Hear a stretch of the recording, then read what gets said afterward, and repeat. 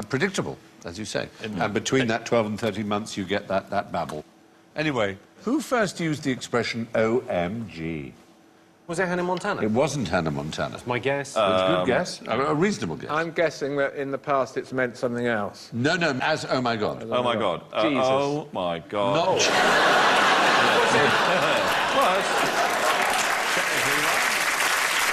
No, this is genuinely use of OMG in a communication. Is it going to be on a Morse code? No, though, funnily enough, you're in the right area. It was military. Kissinger? It's not military, naval. It was two of the great naval figures of the First World War.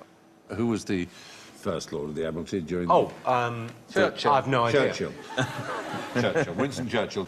But the great Lord Fisher, in 1917, wrote a letter to Winston Churchill saying, I hear that a new order of knighthoods is on the tapis, meaning on the carpet. OMG, shower it on the Admiralty. So there you are. Oh, my God. What year was that, sorry? 1917. OMG. Yeah, That's OMG. a really good fact. That's a good fact, isn't it? Can we be certain he meant, oh my God? He might have meant... Yes, no, he definitely did. He put oh my God in brackets afterwards. He wrote OMG that brackets. rather ruined the point of abbreviating I know. to the second But as he time. was the first user, I guess he had to explain it. OMG, by which I mean, of course, the longer expression, oh my God. Oh my God. Eric Partridge's Dictionary of Abbreviations in 1942 contained dozens of SMS-friendly examples, such as AGN for again, MTH for month, and GD for good. So they pre-existed. But I heard someone vocalise LOL. I actually heard someone said LOL as opposed to laugh. There was two kids in the street and I told them a joke, and she went, LOL, like that. Rather than laugh. Rather than laugh. Yeah. That's just some horrible post-Orwellian nightmare. How amazing is that going to be at stand-up gigs if people just, an audience starts going, LOL. Let's just try it. No, after three. I'll just say the word LOL with as little expression as you can. Here we go. 1, 2, 3. LOL. That's the... Tim Minchin has actually suggested that because people don't laugh out loud when they say lol, that he suggests MAS, mildly amused smirk. Which would be quite good, because that's what happens. Nelly is another one that you could have. Yeah? Nelly, N-E-L-I, not even laughing inwardly. But you'd be impressed to know that in 1659 is the first use of to unfriend, which we thought was a modern Facebook phrase, but to unfriend was used by Thomas Fuller, who wrote to theologist John Heylin, I hope, sir, that we are not mutually unfriended by this difference which hath happened betwixt us. yes. And then I believe his friend wrote back that he liked that letter. Yeah, he liked that. Anyway, where do Arabic numbers come from? Oh. What's that? I don't know.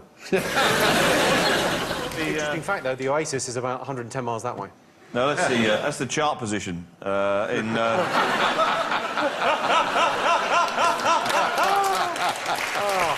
the Yemen. They're not as big, though, are No, they don't like it. Now, what do we mean by Arabic numbers? We mean the ones that we use, don't we? I presume you mean how people who speak or write Arabic No, numbers. we call our numbers Arabic numbers. Do we? I thought our numbers... OK. Roman alphabet Right. and Arabic numerals. And Gregorian chanting.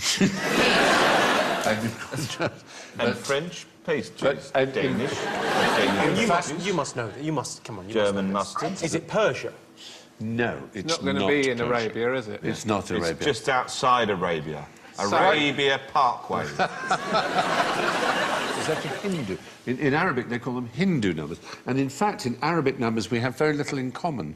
You can see a car number plate here, and you'll see that on the left is 295994. Oh, it's a bit And on the new money, right, isn't it? Yeah. that is the Arabic for 295994. And as you can see, it's only the 9 that is actually the same.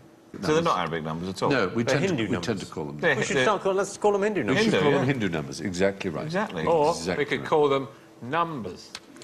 Yeah, but what's the fun in that? Yeah, quite. I want you to tell me, because it's quite interesting, Go on. and that's the name of the game, which is the only number in the English language which, when written out, is in alphabetical order? 8. No. OK, well, 43. 7. 8 is good, but I comes after G. OK, I'm going to have to guess because there's not enough time and I'm dyslexic. Oh, no. 1, 2, 2, No. 3. O comes before T. So they have to be in alphabetical order. I see. Oh. Yes, that's... 40. 40. Yes! Well done! Yeah, so Very good. Were you going through all the numbers? I was going through all the numbers at the same time that you were. Yeah, Got just it. Yeah, 40 is the one. Yeah, Alan was on 3 when you said You three were all talking and we're still We're going... counting. All right. What's the most difficult word to guess in Hangman? Whatever you've got written there, I can tell you it's cull. Cull. Doesn't matter what you've got written, C-U-L-L. In the number of letters you get in Hangman, nobody ever says C or L. They'll go for U when they've gone through the other vowels. Then they've got blank U, blank, blank, and one turn left. That's really good. If you're going to play Hangman and you want to have a bet on it... OK, all right. Have you played Hangman for money? Yes. Who plays Hangman for money? She bets on anything. You bet on... I was about to say I've done everything for money, but I know what you do with that. I really appreciate it. So, cull. OK, I think it might be something without any vowels. So, No, because they go through the vowels, and if it's not there, oh, no vowels, must be rhythm. Yes, but this is a four-letter word. So it might be lynx or onyx in that case. Oddly enough, though, someone has been very scientific about this, which you would appreciate as a games player. This person designed an algorithm to arrive at this conclusion, and he basically simulated 50 Hangman games for every word in the dictionary. That's 90,000 words, nearly 5 million games. He then took the 1,000 trickiest words, ran the game 3,000 times on each. In total, he played nearly 15 million games to reach the conclusion that actually the hardest is the word jazz. People just don't get the word jazz. Really? Or possibly jizz, they but never- no one knows if we tried Never jizz. guessed Z. The other words were Hajj, H-A-J-J, which is a difficult one. Jazz, lynx, apparently. Buzz was also difficult. And fuzz, because people just choose Z as the last resort. I mean, fine. Next time we're out in a bar, you play jazz, I'll play cull, we'll see who wins. You got it. OK, but you've rather given away your strategy.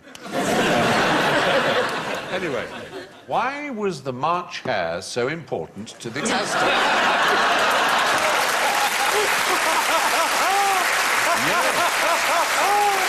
You see? Thing is, Victoria, whatever you dreamt was the answer is the right answer. Yeah. No, but Yes. I know the answer isn't, did they worship it? Because... I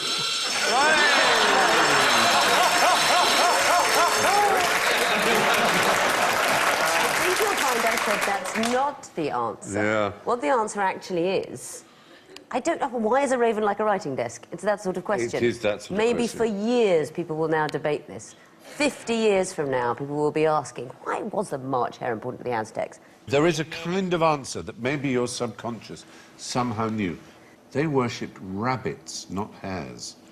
Yeah. So some part of your brain knew that Aztecs worshipped rabbits. Honestly, Aztecs worship rabbits? It's true. I swear to you I didn't know that. That's really I swear, and I think people are going to believe me. I'll go even further than this. There are many people who believe that the rabbits that the Aztecs worshipped were jackrabbits, which are, in fact, technically a type of hare. And a J word, which makes... And a J word. This So, is spooky. Victoria Weird. Corrin, burn the witch!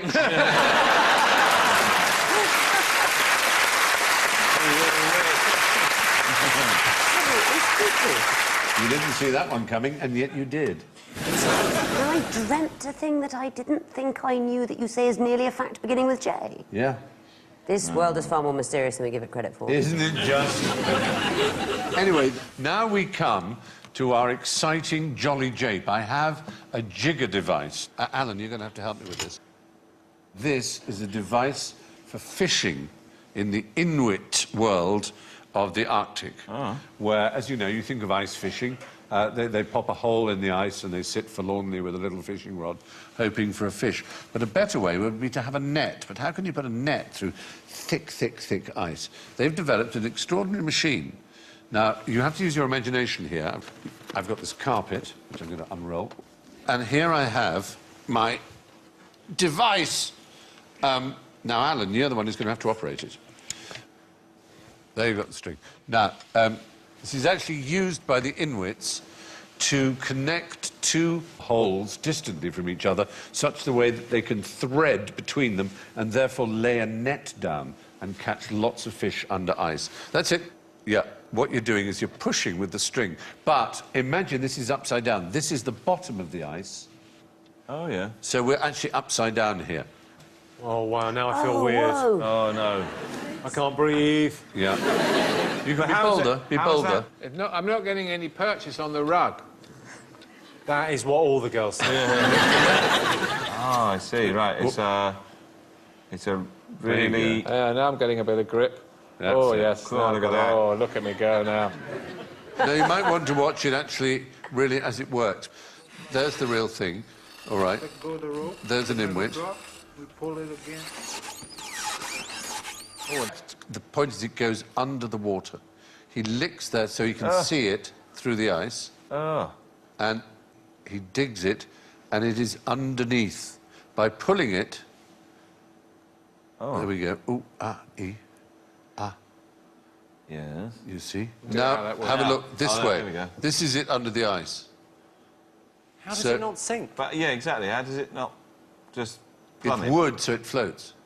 Oh, I see. Well, how does his tongue not stick to the ice? That, Like and in Dumb then- and Dumber. How is he not just going, then when oh, it- this was a terrible idea? when it gets to the other end, he pulls up the rope from which he can then hang the net which catches the fish. Brilliant. But when you think about it, there's no other way you could do that. You couldn't just put a hole in the ice and then how do you get the string or the rope to the other hole in the ice? It's pretty clever. Devilishly clever, though. And this is... When did they invent this? Is this a recent thing? It's about 100 years ago. Wow. Anyway, that, ladies and gentlemen, is the Inuit fish jigger. Oh, I'm going to pop it away. Which brings us to the scores. I don't know whether to do this backwards or forwards. I'm going to go backwards, actually, with our last place. It's Noble, but it's -22. Jimmy Carr! I took a few for the team. I took a couple for the team. But I'm always happy to see, in somewhere as high as third place, Alan Davis with -6.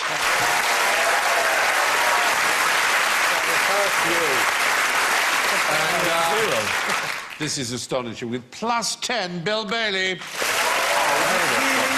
Really? First time out? And the mad woman who dreams of Aztecs and hares, Victoria Corrin on +13.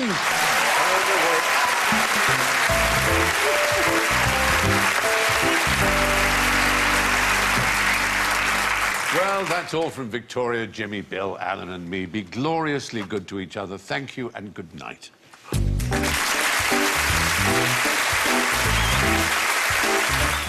Looking at how the country's economic boom is affecting people's lives, Anita Rani and Justin Rollett continue their journey of